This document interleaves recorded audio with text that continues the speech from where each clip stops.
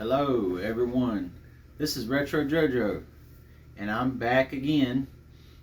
It's been a while since I've done a video, and if you're wondering why I have sunglasses on still, even though it's daylight outside, and I've got my light on for a little bit better lighting so you can see me. I recently come in contact with something.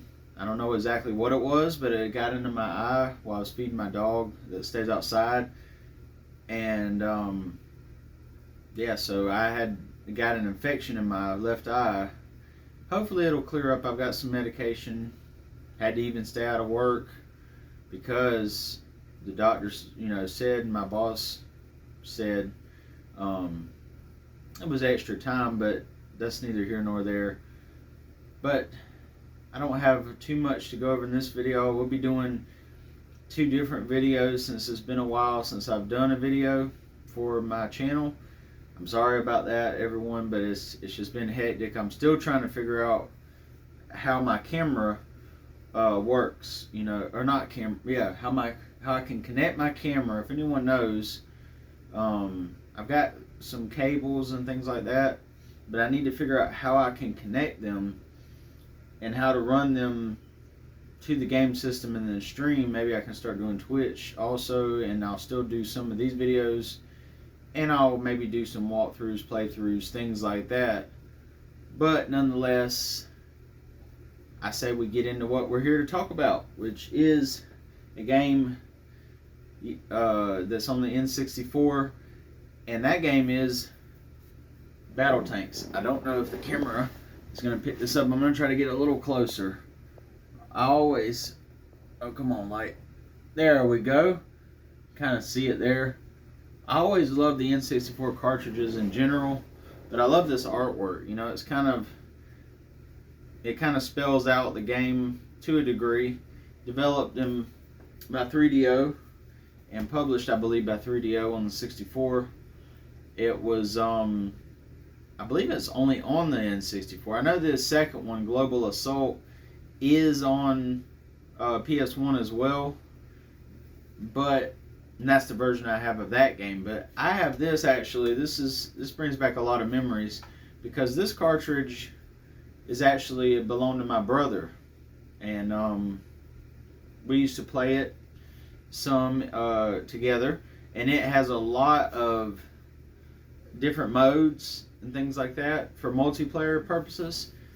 And I recently played through it just for this video, the story mode that is, and I enjoyed even the story mode. Now the music is phenomenal. I don't know who did the music for this game, if it was like a 3DO crew or somebody specific, like composer wise.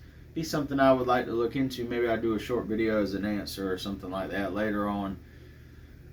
But nonetheless, it has a pretty decent story. The story starts, so we'll start with that. We'll start with the story. The music, like I said, nothing else I can say about it. Every track that I've heard is just awesome, or a banger, as the young people say. I'm old, so I think it's just cool, So, just great. But anyway, the story though, let's get to the story. The story of Battletanx is essentially this. Griffin Spade is the main character, and he forms Griffin's army.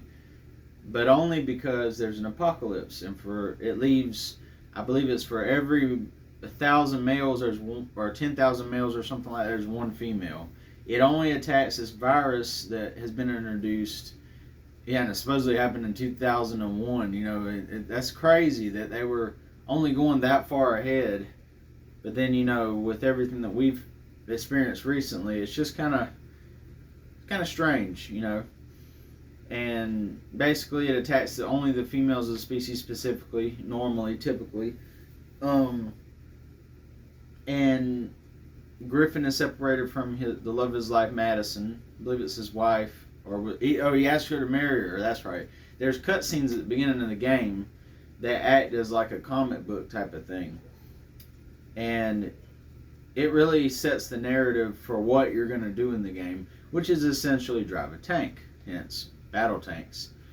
But the males kind of, America kind of turns into a wasteland. There's explosions, there's this virus, everything kind of just falls apart, right?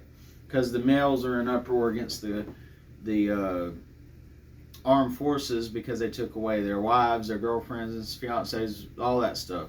So they want them back, and they'll do anything that they can to stop this from happening.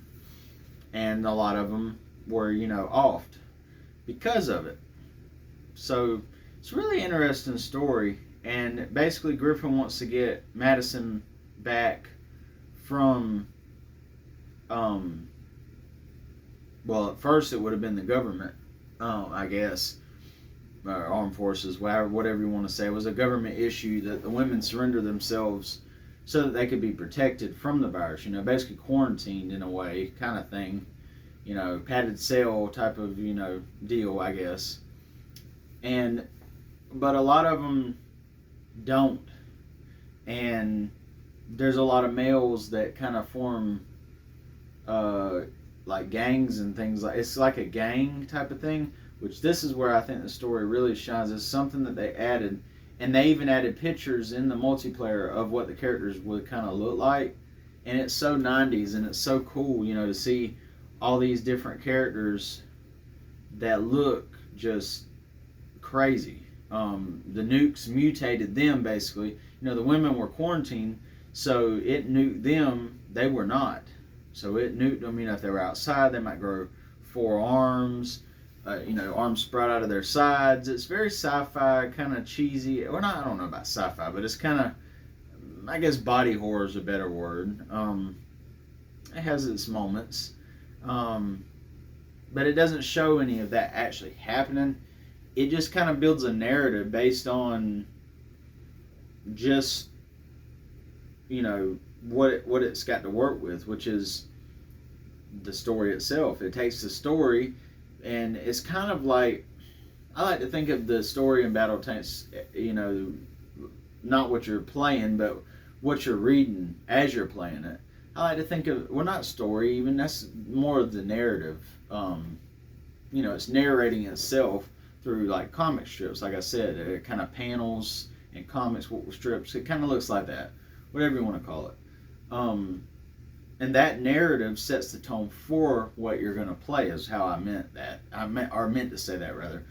It's really interesting how they did it. And then the multiplayer, like I said, the pictures, so you have like Nuclear Nights, and there's this guy holding, just to give you an idea, I always thought that picture used to creep me out. Just was it Nuclear Nights? No, hold on. Well, the Nuclear Nights one is cool too. He has 4 arms. It's got a guy with 4 arms and a couple hair sprigs sticking up, and he's got one of his eyes has like a lump or a tumor in it. But then there's like Charlie Company, which is like National Guards, and then they've made masks for themselves and armor for themselves. Let's see, there's Griffin's Army, obviously, which is made up of a bunch of guys who want to get their wives back, basically. Then they team up with Griffin, even unto death, or being offed, rather. I know YouTube's got its own guidelines for saying stuff like that. But I just try to be careful and abide by the rules. Anyway, there's the aftershocks. They kind of have like this, I guess, not steam. No, that's not the good word. I was going to say steampunk. That's not it. A really punk, kind of grunge, kind of look to them, I guess. Early 90s, maybe even like a new metal head, kind of look mixed with those other things. I guess mostly a new metal head look is a good way to put it, or a metal head in general. They have like spiky hair, different colored hair, chokers, things like that, and they have one of them has a respirator on, but it's an actual respirator. It's made into his face. Pretty cool stuff. And then you've got the Urban Decay. That's the one that I was thinking of that really took me for a loop, because I always thought that this dude's head was missing, And when I recently looked at it, it's not missing. There's a guy with like his tongue out and he's holding a pistol, and his eyes like misshapen and stuff, or like falling out, something like that, falling out or something. And then you got this other dude standing behind him. I thought he didn't have no face or no head or something. He used to creep me out as a kid, right? You know, I'm a kid playing it and I see that. And I never really wanted to play as him because I'm like, ugh. Now I realize they have really good upgrades and things like that for the multiplayer. But nonetheless, it's actually a guy. It looks similar. If anybody knows anything about me, you know I like Disturbed. It looks like the Sickness album cover. That's exactly what it looks like. No, it looks like that guy, the guy at, you know, the start of Disturbed. I guess that's who that's supposed to be on that album cover. But nonetheless, that's what the dude looks like that's standing behind the guy. The other guy that's holding a pistol up in the picture, excuse me. And then there's a biker one. I cannot remember the name of that one. The biker raiders or something like that. They're bikers that traded in their wheels for treads. Really cool. And it has a picture of a big dude with a bandana and a leather vest and t-shirt on. And then it's got a guy behind him holding a wrench up as a weapon. Really cool stuff. And then you've got, I think there's one or two more. But the other one is really, really dark. Like I said, if it showed all of this stuff that like it says that they do through the narrative, yeah, this game would be rated M for sure. It you know, got under or over with a T for teen rating. So that's pretty cool. But there's another one called the Dark Angels. And the Dark Angels believe that it is their duty to, you know, just like every other male tribe in the game, I believe that's what it calls them, that is formed, you know, their own sanctions and things like that, and own beliefs and everything. They all want to have queen lords. If you have more queen lords because they consider them as like goddesses now, because there's only 1 to 1, you know, 1 to 1,000 ratio. For every 1,000 men, there's one woman. So they're like, you know, highly regarded and really sought after, almost like a jewel. And it makes for an interesting story. But the Dark Angels believe that it is their duty from God to eliminate basically anyone who would oppose them and stand in their way. And it's God's will, you know, if it's God's will that they would be taken out by the Dark Angels, then they're doing the will of the Lord. And they're also cannibals. So not only do they take out, you know, other tribes within the storyline, and again, it's implied, they're really bad. Like there's just to give you some example, there's a level where it's towards the end. I'm not going to spoil it, but it basically says that the name of the bridge comes from the reason that the Dark Angels, you know, guard it, and it's soaked in the blood of those who have tried to oppose them, basically. So that's really interesting. You know, it almost reminds me of I guess that's a good way to put it. It just come to me. Kind of a D&D kind of narrative. You know, really, really interesting. So yeah. But now I just want to give a little bit on, you know, about the gameplay, and then we'll talk about the multiplayer, if that's all right. So the story's great. You know, he gets his, well, that's a spoiler if you haven't played it.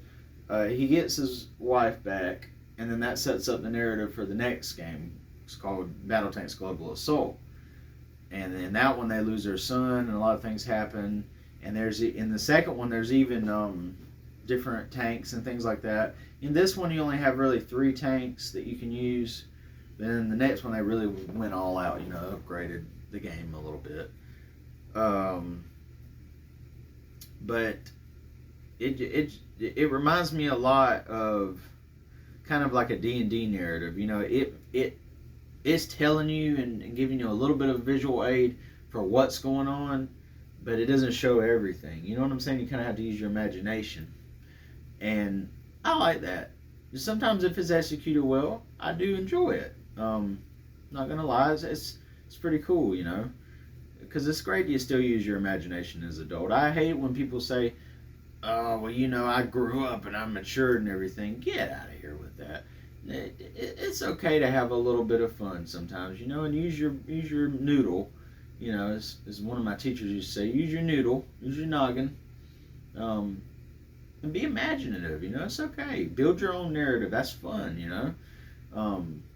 For like a role playing game or something. Make it seem real in your mind, but don't let it, corrupt you. Sorry, everyone, I have an itch. All right, now we're back to regularly scheduled programming. I can't even talk. But nonetheless, that's all I wanted to say about that. We'll move on from that. But I think mostly everybody would agree with me that that's just hogwash. I mean, come on now. It's okay to have fun. It's all right. It's not going to hurt nobody. Who are you hurting? You're having a good time. Now, as long as you keep, one of my friends has said this, and I believe that it is true. You separate what's real and what's... Oh, I stuck the microphone in my mouth. You separate what's real from what is not real, fake. It's not real. It's what we call fantasy. It's giving you... All video games are like that. It's an escapism type of thing.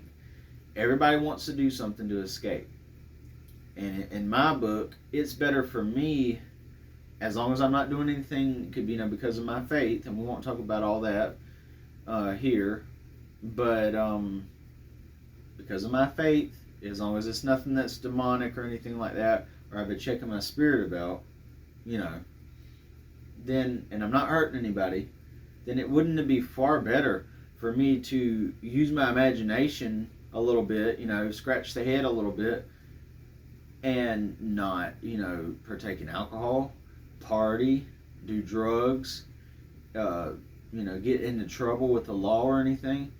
All I'm doing is sitting around with some friends, hanging out and using our imaginations, just like when we were kids. That's far better than those other things, right? In my book, it is.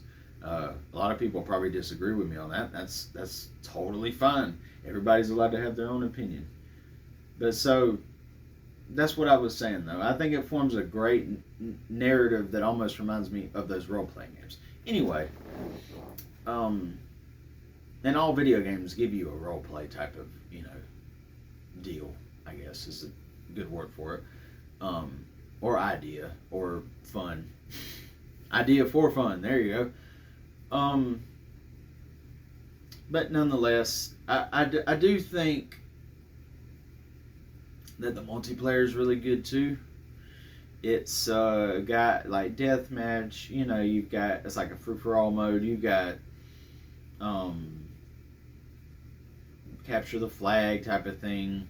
3 against 1, so you'll have 3 different teams against one team, or one person's team, or tribe, or whatever you want to call it. And it's a lot of fun, I enjoyed playing it with my friends and my brother. Like I said, my brother, but once he wasn't living with us anymore, I had a friend that lived up the road from me. And if you're watching this, Robert, I shout out to my best friend, may as well be my brother in my blood. We grew up together. Love you, bro. And we shared a lot of great memories. And hopefully we can hang out and have some more memories someday soon. We're older, we have jobs and everything, but we'll make it happen. So, but getting back to what I was saying, Robert and I, after my brother had moved out, he left it with me, and we had a blast with it. When we were kids, Robert was a little bit better at it, if I remember correctly. My memory serves right, than I was, and I got frustrated. But I always was challenged to get good at it. It's just because you're not good at it. Get good. So I did. I got good at a lot of games because that happened. And there was a lot of frustrating moments, and there was a lot of laughter and just fun that I remember with this game. And it holds a special place in my heart. Oh, also there's 3 gameplay types. I want to mention this. There's like get to the end of a bridge or a section, or there maybe only be two, excuse me. No, there's three. I was right. Corrected myself, and I was still right. How about that? There's, like I said, you get from point A to point B at the end of normally it's like a bridge section or something like that, and you're trying to cross the bridge basically. And then there's like just taking out so many enemy tanks and things like that. And then the other one is kind of like a capture the flag thing. That's how the multiplayer also plays, but it's in the story mode too. Like I said, in the narrative and the story line, the more queen lords that a tribe has, the better off they are. So, it really. And so there's sections where it keeps increasing the number of queen lords that you have to rescue, making the game harder, right? Because you got 3 tribes coming at you, and it kind of plays like 3 versus 1, like I said before, and also the capture the flag thing put together in the story mode. It's pretty cool. You can take out enemy bunkers where more tanks spawn from. Some of them are fortified where you actually can't, but some of them you can, And then there's 3 different types of tanks. There's a regular tank, which you can pick up upgrades or power-ups, as it's called in the game. Health power-ups, which lets you heal. It's like a med kit. And each power-up does different things. You have your swarmers, which is like swarmer missiles. The laser does pretty good damage. There's a nuke. There's all kind of different weapons. There's heat-seeking missiles, or guided missiles rather, and it'll show it actually where it's going towards the target. I don't believe you can guide it, but you can kind of line it up and get a direct shot. Like almost like a critical hit shot. And you can pick these up with any of the 3 tanks that are in the game, no matter whether you're playing the single player or the multiplayer. And there's the regular tank, like I said, and then there's the Goliath tank, which hits like a truck. It's like your big monster tank. He's even got like a smokestack. And I meant to mention, but anyway. And then there's like the little tiny tank. It's just kind of like it just has machine guns mounted on it. It's not a big tank. It doesn't have a cannon or anything, or a missile launcher or whatever you want to call it. It just has the machine guns on the end, and it's on 2 treads, and it's like a little pod.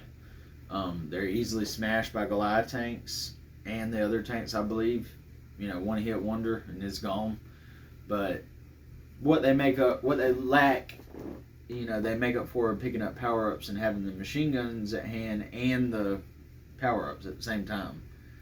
So it's pretty cool. But I meant to mention all the tribes also. I thought this was neat too. All the tribes in the game build their tanks out of pre-existing materials. So like when they say that the biker guys traded in their wheels for treads, they're not lying. They literally like turn their motorcycles into, and they all look the same in the game because again it's N64 game. It'd be pretty cool to see a modern Battletanx though.